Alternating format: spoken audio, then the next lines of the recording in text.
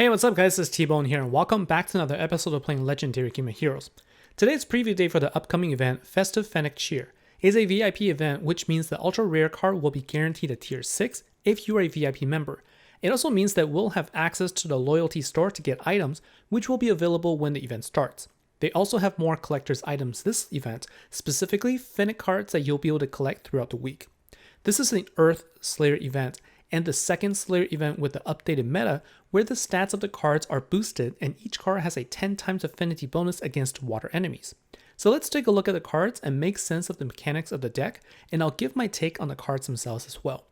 We'll start with Evergreen Evelyn, which is the event card and is available right now in the Festive Master Pack. She is both a power gem spawner and also a nuke damage dealer. At 6 stars, she will create 4 power gem 1s and then attack for up to 200,000% attack and ignores defense at a rate of 50,000% plus 50,000% for every 100 intensity. There are lots of numbers on the card, so let's break it down a bit.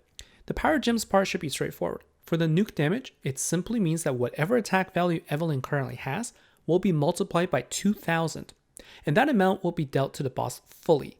Defense on a boss would usually reduce the amount of damage applied to it, so ignoring defense just means that that part is cancelled out. Since intensity now always caps at 300, you start at 50,000% increase and go up by 50,000 every 100 intensity. Now, I believe nuke damage benefits from affinity bonus, so that means the final damage of the nuke attack from Evelyn will go up by an additional 10 times. At level 1 without relics, her attack value is 4,300. After applying the 200,000% increase and another 10 times, the damage that you can expect from her to deal is 86 million. Doesn't feel very significant by itself, especially since it caps at 200,000%. It won't be useful in Eternal Bosses fights either. Next is a Master Collection card, Alfonso the Goblin. His mechanic is an interesting one. He starts by creating 3 Power Gem 2s, then casts Parry for 1 turn. If you get hit while Parry is active, he will then create 3 Power Gem 4s. So basically, if you cast the battle skill right before you get hit, you will spawn 6 Power Gems total. It also has a cost of 25 intensity, so that means every time you use that battle skill, your intensity will drop by 25. That will impact the damage output of Evelyn, and it also means you cannot use the battle skill for the first time until you've accumulated at least 25 intensity. This also will limit the usage of multiple copies of Alfonso because of the cost. So this is where you see more of the checks and balances of the battle skills coming in. Honestly, I don't think it's that bad. It's so much better than the 6-turn cooldown of Aswang, and I'm also curious whether this will be the trend moving forward. It will take getting used to, and you will have to remember that casting his battle skill costs intensity that can impact the nuke damage of Evelyn, which doesn't look too big of a deal anyway. Now we'll look at a support card, Rudolph Nightstar. He is pretty straightforward. His battle skill creates 6 gems and heals for 3 turns, and since he has a 3-turn cooldown, he basically has a passive heal for 12 times of his recovery value. Putting that in perspective, at level 1, his recovery value is 336.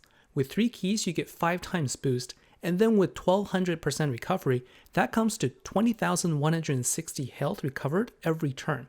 Since you have 2 turns before getting hit by the boss, that heals for 40,000, which might just be enough to keep you surviving against tough bosses.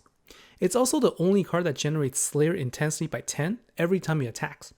I actually like this card. It's much closer to the support cards that we were used to seeing that spawn gems and provide a heal, and with the increased stats, this card will also hit really hard.